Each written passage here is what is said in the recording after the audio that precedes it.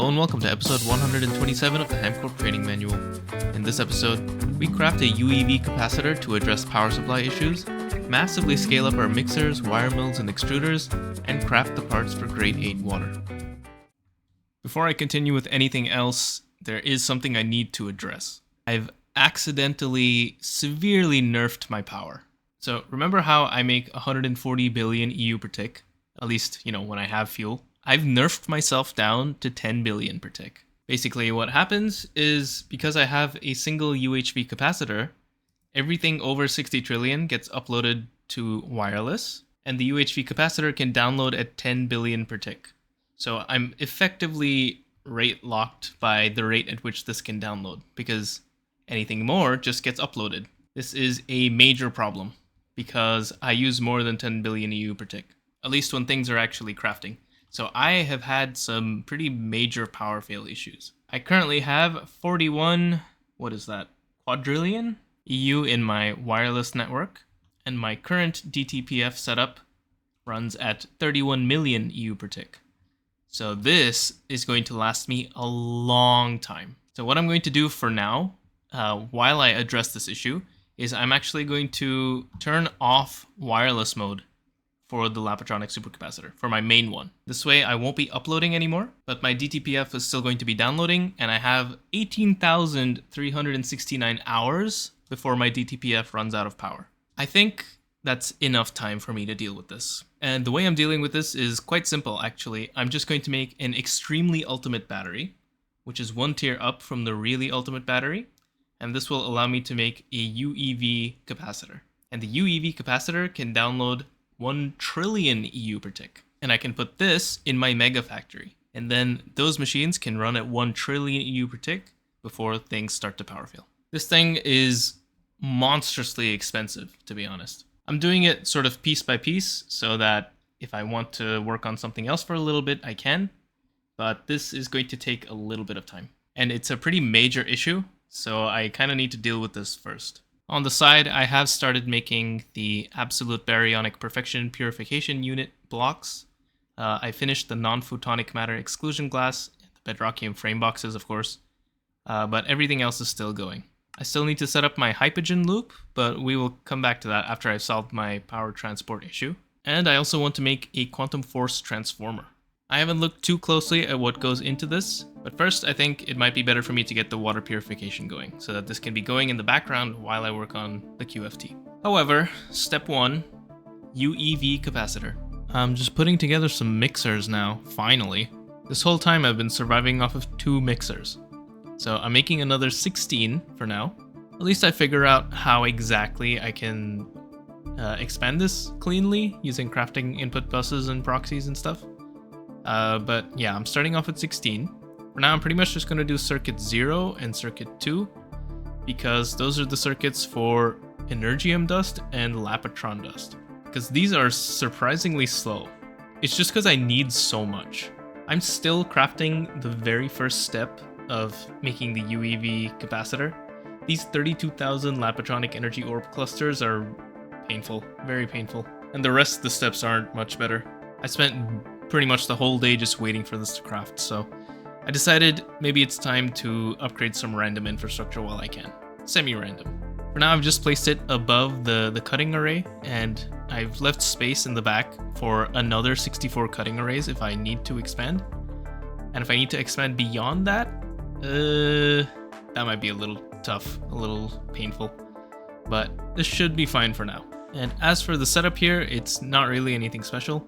I have output bus, output hatch. I've used a wire cutter to make it pass through channels, crafting input buses and proxies. Each one is dual shared because there's not really a way for me to quadruple share these, because I don't think the proxies can pass channels through. Because when I right click it with a wire cutter, it doesn't do anything. Besides that, also sharing muffler hatches and maintenance hatches. Yeah, nothing special. Still crafting an absolute ton of circuits though. This is not going to be done today. Alright, all set up. And of course these don't transmit channels. They don't even need channels. So why would they be able to transmit channels? It's a new day and I finally have this done. It's a little weird though. The quest seems to be locked by this one, which is locked by my first spacetime, but it's not really locked. You can make this without spacetime. So I don't know why the quest is locked, but at least now my power download issue has been solved. And I can use this UHV capacitor elsewhere. And this means I can turn wireless mode back on. Ah, alright. Very good.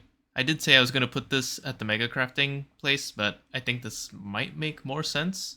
But this is 6 quadrillion EU, 10 to the 15. That's pretty good. It's going to last 33 days at this rate, but obviously my rate is going to spike like this, so it's going to last 14 hours. That's fine. I'm currently not burning my fuel, so pretty much a non-issue. In other news, I have automated Hypogen while I was doing all of this. It's not my final setup. I still have to figure out how to properly automate the DTPF. Basically, when I do a craft right now, I come in and then I manually remove one of these inputs so that it starts doing the on-demand craft instead. Obviously, I don't want to do that manually forever, so I still have to think about this, but for now this is fine. And I'm producing Hypogen. All I'm doing is stocking all of the inputs. These include molten neutronium, molten quantum, molten infinity, and Hypogen itself. So at this point, I will also finish off these 2 Hypogen quests, one for the ingot and one for the fluid. Now I can finally get back to work on making grade 8 water parts, and I don't have to worry about things power failing. Oh man, that was a long wait. That thing is expensive. But I will say, one thing I need to do is make more extruders.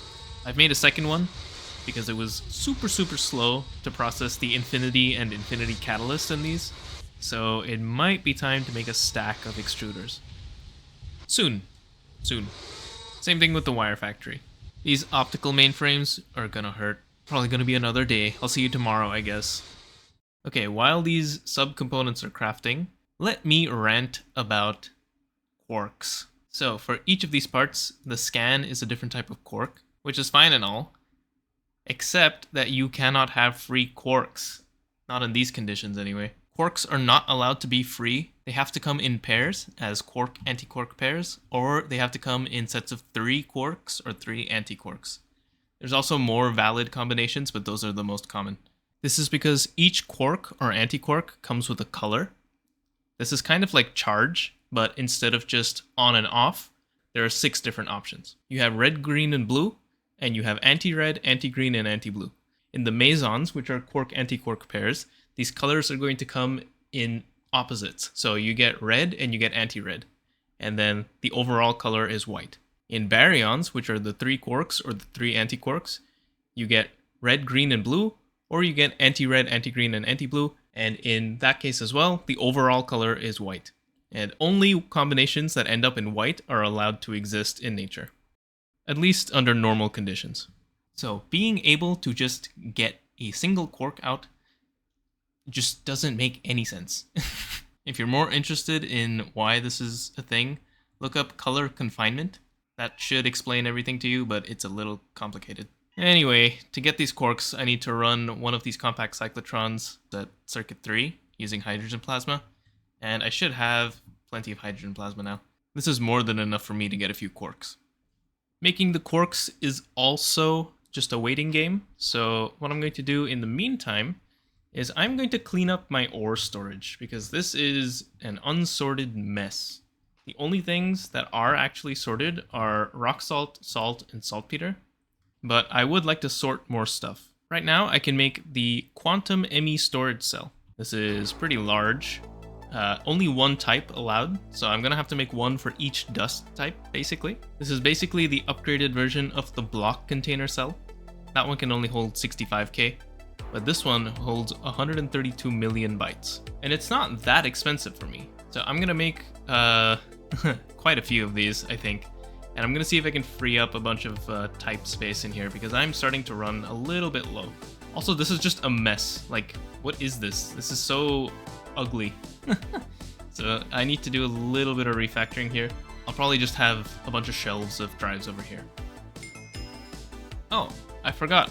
I was gonna make a little standard model thingy over here. So I have the first of 6 leptons, which I don't know if they're all in the game. Looks like they might be. I've got one of the bosons, and I have none of the quirks. That said, this has been running for a few minutes. Let's see. I have 1 quirk. Now I am going to need this quirk to make the up quirk releasing catalyst, which I have more problems with grade 8 water, but we'll come back to that when we actually do that. But I think maybe this first up quirk should go on my standard model thingy. Anyway, it's going to take a while to get the rest of them, so I'll probably get more up quirks along the way. For now, I'm going to set up the storage and make things a little bit neater in my ore processing area. Much better. Well, a little better. It's still pretty hideous, but now instead of 10,000 drives, I just have a few.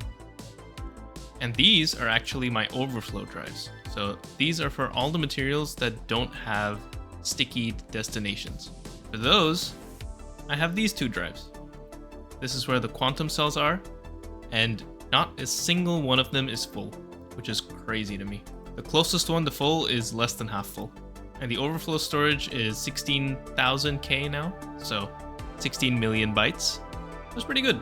Anyway, not sure I have much left to talk about until the grade 8 water blocks are done, so guess I'll be back in a bit.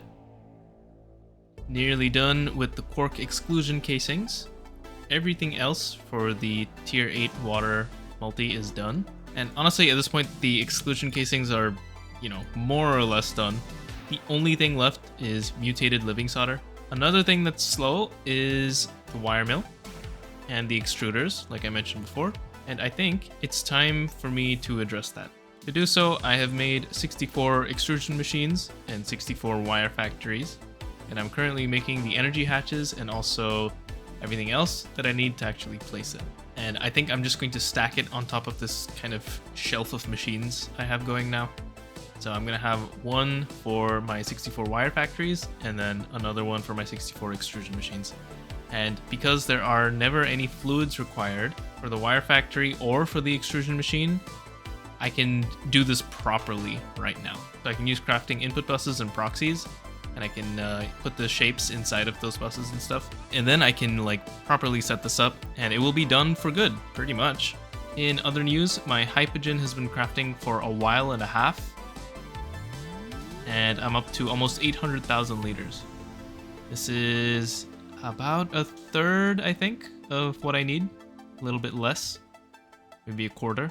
I might leave my computer on overnight or something for once. I never do. I probably should. Oh man, this wire mill is messing with my head. So let's see if I can explain this, right? I'm quad sharing my maintenance hatches. I'm quad sharing my muffler hatches. I have unshared UHV energy hatches. I'm quad sharing my output buses, and there's a block container cell in each of them. And here's the confusing part. I'm trying to have crafting input buses and proxies, but it's really hard to distinguish one from the other. For example, this one is for circuit 1, and then the 2 on either side are for circuit 0. So it's a bit confusing. I just have to be really careful with linking things, I guess. But this should be done soon, and extrusion will also be done in a very similar way, probably an identical way. I'm going to get these 2 things done, and then we can build grade 8 water. In the next episode, I can actually figure it out and try to automate it. Look at this beautiful pattern. This thing is super duper fast, by the way. I'm currently working on the extrusion machines also. And another thing I just want to quickly mention is I have a lot of Hypogen now. I left the server on overnight, and this is built up nicely. I don't think this is enough for a set of Hypogen coils, but maybe tomorrow. Now for the automation of grade 8 water, I'm also going to need these quark releasing catalysts. These are made in a DTPF. I use an empty quark release catalyst housing and Quirks to get the corresponding quark releasing catalyst, which of course makes no sense because color confinement, but whatever. Each one of these takes 5 minutes to craft, so it's going to be a little while. I guess I'll do that between episodes. It also needs resplendent catalyst, which is no big deal. To make the empty quark release catalyst housings, I need to scan a Tengium electromagnet, and the materials that go in are pretty simple. Neutronium, infinity, tritanium, cosmic neutronium, some circuits, and a UEV field gen. I have no idea how many of these I'm going to need though, but from reading the description of this, it seems like I'm going to get an unaligned quark housing back. These things, the unaligned quark releasing catalysts, I think I'm going to get these back at the end of the cycle, so I don't need to make more than the appropriate number of release catalyst housings. Question is, how many is that? And by the way, when I do get the unaligned quark releasing catalyst back, I can recycle it into the releasing catalysts using a bit of stabilized baryonic matter. I'm going to need UHV laser engravers on site, but that's fine. I'm going to need 6 of them though. Stabilized baryonic matter is made in the grade 8 water machine. And if you just look at the numbers here, it seems like you don't make enough stabilized baryonic matter to recycle the unaligned catalyst, but actually you do, because when you successfully complete the recipe, you get an extra 2,000 liters. And that extra 2,000 liters goes into the unaligned quark releasing catalyst to be turned back into quark releasing catalyst. Stabilized baryonic matter is also used for making dimensionally shifted superfluid, which in turn is used for many other things. Most importantly for me right now, it is used for protohalconite steel and also for UIV components in the component assembly line. And also, I assume, in the regular assembly line. As for where I'm going to put the thing, I don't know.